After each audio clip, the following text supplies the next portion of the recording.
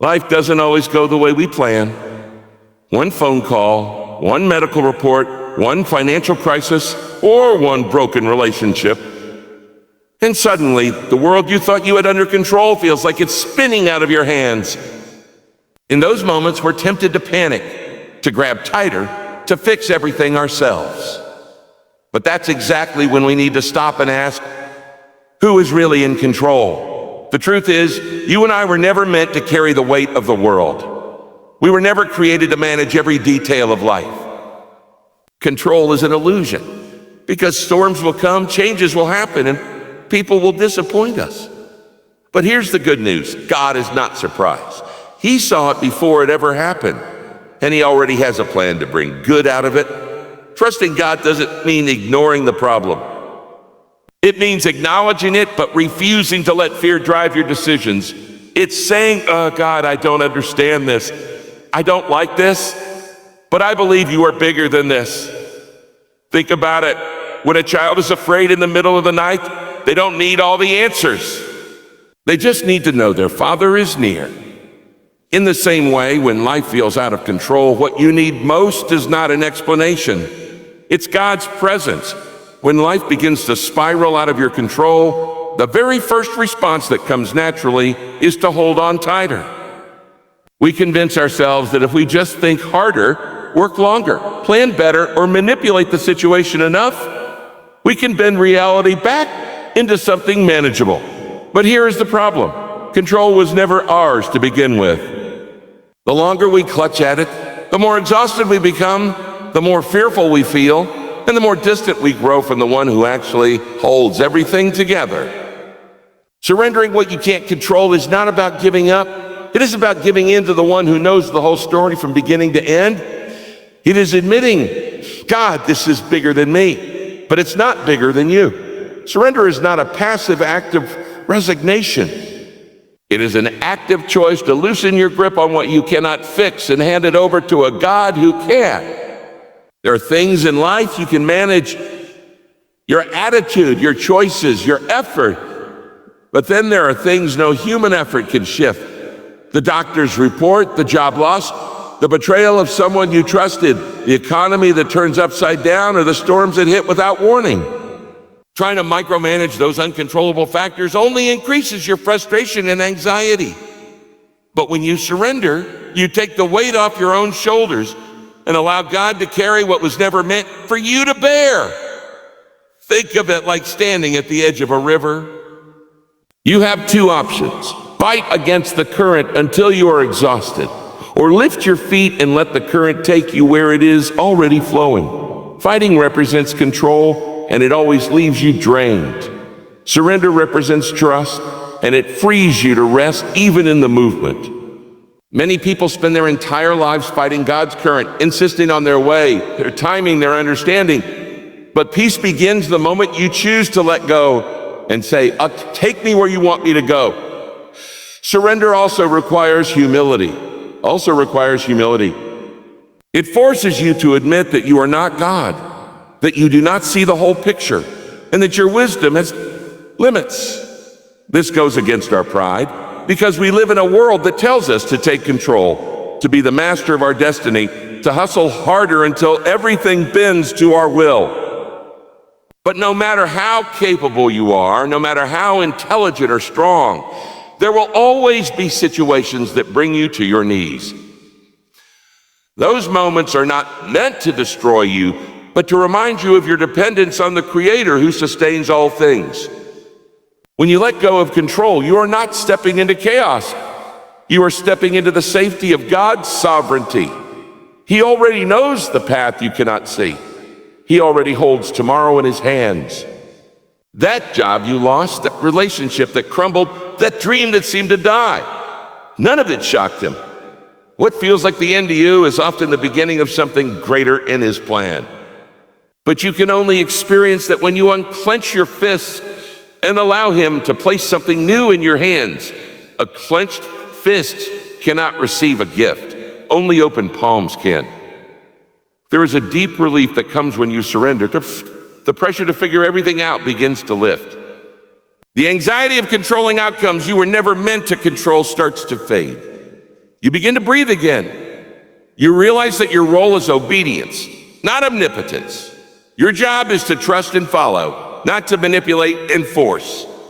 And slowly the fear of what you can't control turns into faith in the one who can.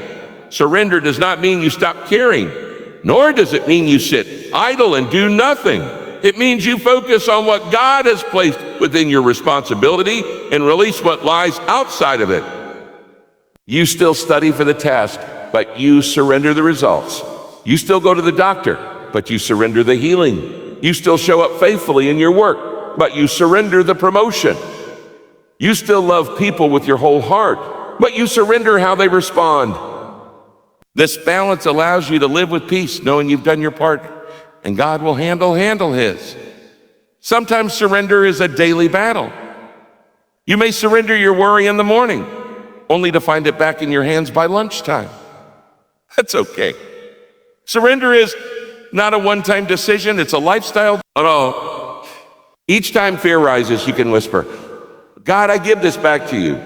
Over time, that reflex grows stronger, and eventually, surrender becomes the first instinct instead of the last resort. The irony is, the more you try to control life, the less control you actually feel, and the more you surrender to God, the more peace and freedom you discover. Control is exhausting because it depends on your limited strength. Surrender is restful because it depends on His unlimited power. One will break you down, the other will build you up. One leaves you anxious, the other fills you with peace. One keeps your hands full of problems, the other opens your hands to receive His promises. Surrendering what you cannot control is not weakness, it is wisdom. It is the pathway to peace, the doorway to trust, and the foundation for true strength. It is the posture that says, I don't have all the answers, but I know the one who does. I don't hold the future, but I know the one who already wrote it. And I am choosing to rest in His control rather than exhaust myself with mine. When life feels uncertain and your heart is weighed down by fear, one of the greatest anchors you can hold on to is the promises of God. Promises are what remind you of truth when your emotions try to deceive you. Promises are what bring stability when circumstances feel unstable. Promises are what speak hope when everything around you screams despair. Without them, the storms of life toss you back and forth until you are exhausted. But when you remember His promises, you are reminded that your story is not left to chance and your future is not left unguarded. God's promises are not casual words. They are commitments sealed by His character. When He says, I will never leave you or forsake you, it is not a suggestion. It is a declaration rooted in His nature. He is faithful, and His word is unshakable. Human beings make promises they cannot keep. People can let you down. Circumstances can betray your expectations, and life can shatter your plans. But God has never broken a promise. He cannot lie. He cannot fail. That is why, when you feel like life is spinning out of control, you must plant your feet on what He has already said. Every season of life has a promise you can cling to. When you are afraid, He promises peace that surpasses understanding. When you are lonely, He promises to be near to the brokenhearted. When you are weak, He promises strength made perfect in weakness. When you are uncertain, He promises wisdom for those who ask. When you are burdened, He promises rest for your soul. The Bible is not just a collection of ancient writings. It is a storehouse of divine promises designed to meet you in every valley and every mountain of life. Remembering God's promises does not mean you deny reality. It means you acknowledge reality while choosing to trust that His word is greater than what you see. Faith is not pretending problems do not exist. It is choosing to believe that God's promises are stronger than the problems. That is why memorizing, declaring, and meditating on His word is so important. When fear whispers that you are alone, the promise rises up. I am with you always. When worry tells you there is no way out, the promise answers, I will make a way in the wilderness and rivers in the desert. When doubt insists that your situation is hopeless, the promise speaks, With God, all things are possible. There is a reason God often reminded his people to remember. In moments of fear, he would point them back to what he had already spoken. Forgetfulness is a human weakness,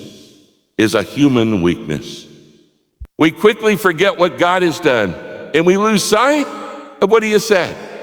That is why it is essential to rehearse his promises daily.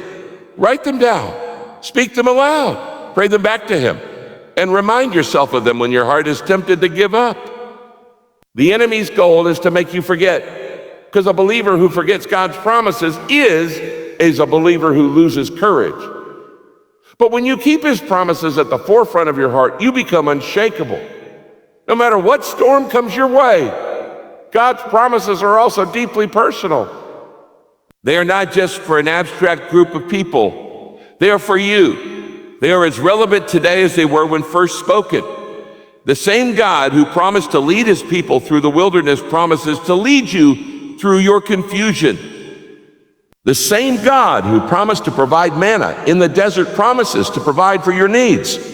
The same God who promised to calm the storm promises to give you peace in your chaos. His promises are not locked in history. They are alive and active right now. To remember his promises is also to shift your perspective.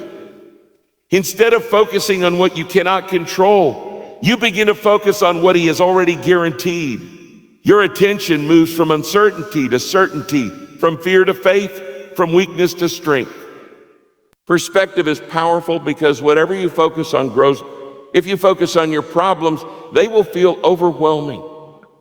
But if you focus on his promises, your problems shrink in the light of his power. The discipline of remembering is not just mental, it is spiritual warfare. Every time you choose to declare his promises, you are resisting the lies that try to dominate your mind.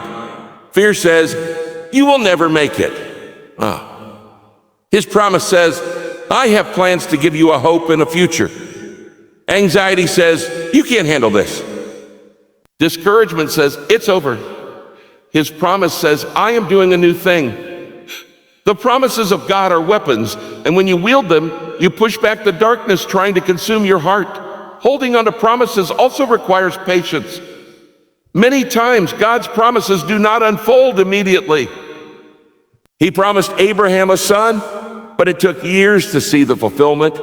He promised Joseph leadership, but Joseph endured betrayal in prison before the dream came true. He promised the Israelites a land, but they wandered the wilderness before stepping into it. The delay is not denial.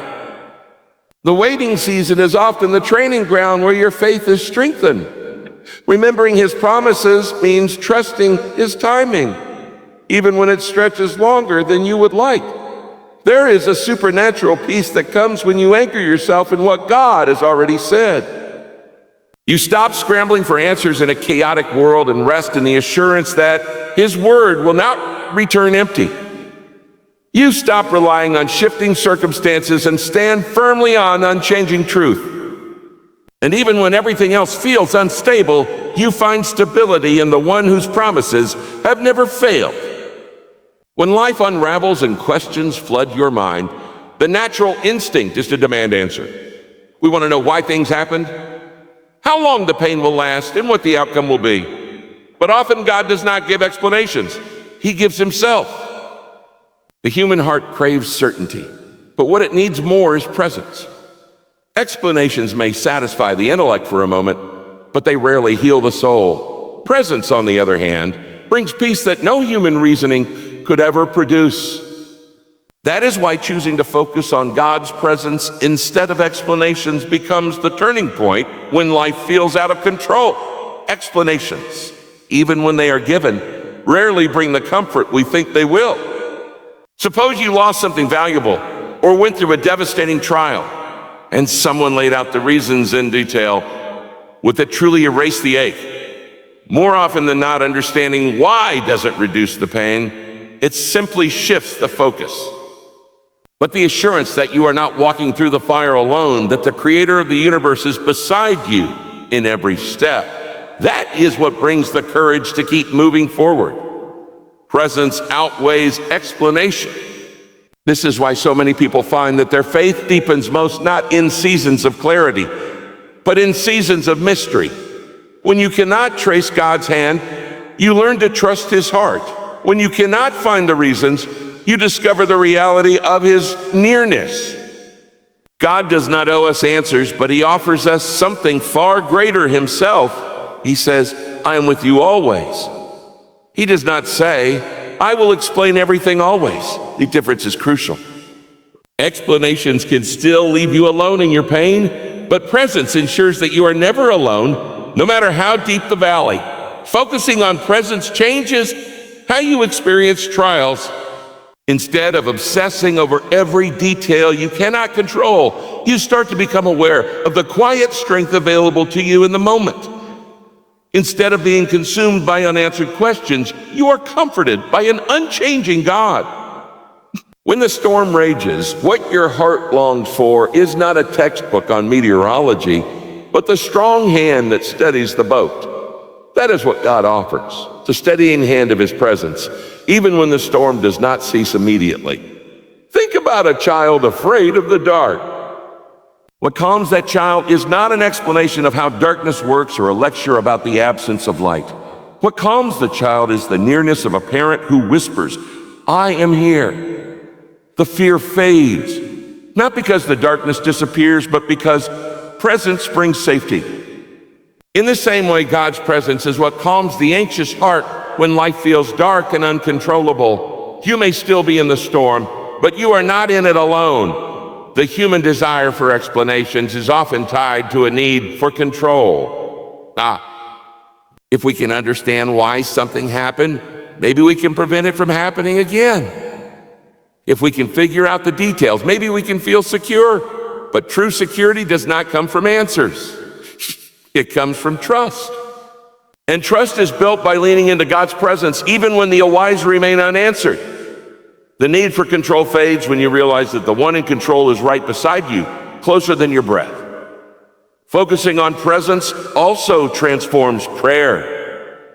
Instead of prayer being a constant stream of questions and demands for clarity, it becomes a space of communion. You begin to realize that what your soul longs for most is not information, but intimacy.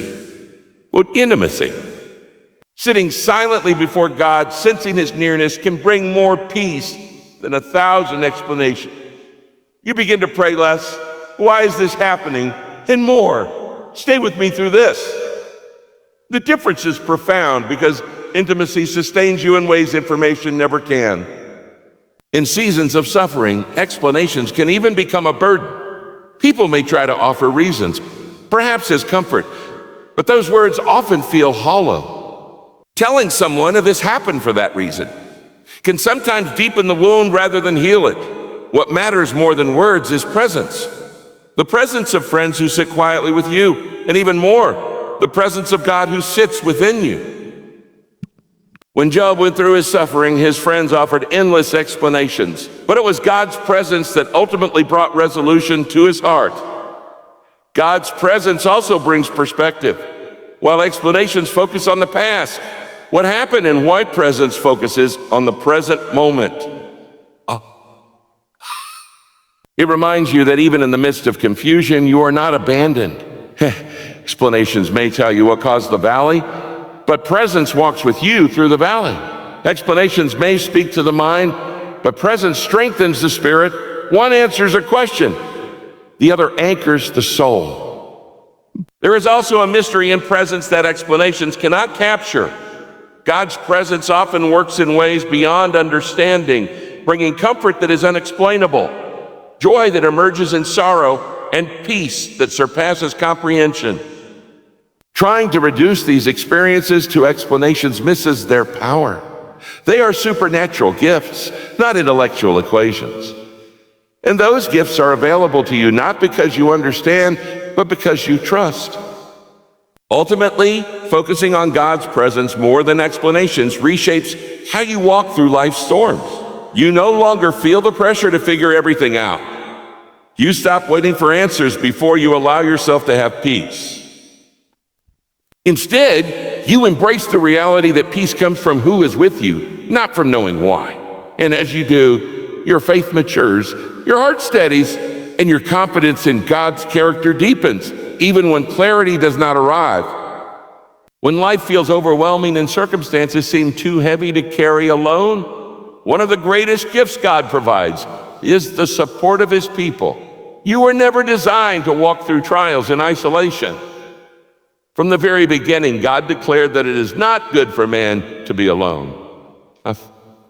That truth applies not only to companionship in life, but also to the battles of faith. Leaning on God's people means finding strength in the prayers, encouragement, and presence of those who walk alongside you in difficult seasons. It is about allowing the body of Christ to be what it was intended to be, a family where burdens are shared and faith is strengthened together. Isolation is one of the enemy's most effective weapons. When you are hurting, the natural tendency is to withdraw. You feel like no one will understand, or you fear being a burden, or you simply don't have the energy to explain what you are going through. But isolation magnifies pain. The longer you remain cut off from others, the louder the lies in your head become. Fear, doubt, and discouragement thrive in silence. That is why leaning into community is so vital. When you step into the presence of God's people, you are reminded that you are not alone and that others are willing to carry the weight with you. Prayer is one of the most powerful ways God's people support each other. There are times when your own faith feels too weak to pray. In those moments, the prayers of others become a lifeline.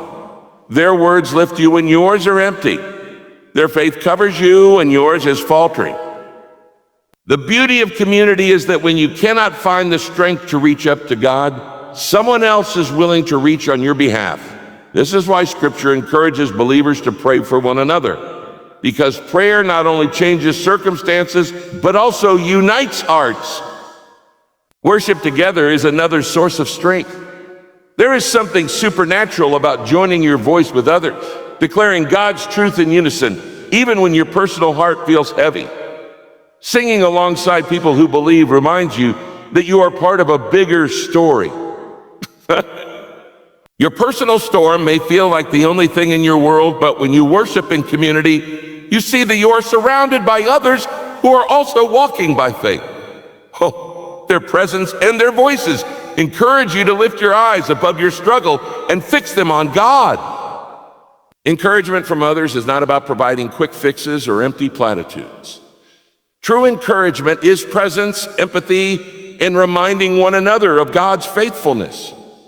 Sometimes the most healing words are not long explanations, but simple truths. I am with you. You're not alone. God is still in control. Those reminders spoken by someone who loves you can renew hope in the darkest of times.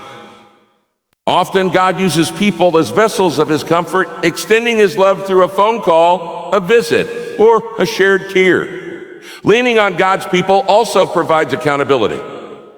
When chaos strikes, it is easy to drift from faith practices, to neglect prayer, or to let fear dictate your choices. But community draws you back. Others remind you of the promises you may have forgotten. They encourage you to keep trusting when you feel like giving up. They call you to live in faith when circumstances tempt you to live in fear. Accountability is not about judgment. It is about love that refuses to let you walk away from hope. The body of Christ functions like a living organism. Just as each part of the body supports the other, believers are meant to carry one another's burdens. One person may bring practical help, like a meal or financial assistance. Another may offer wisdom from experience. Another may simply sit in silence, offering the ministry of presence. Each role matters, and together they create a network of support that reflects God's care. There is also healing that comes from vulnerability. When you open your heart to others, you allow God to use them in your healing process.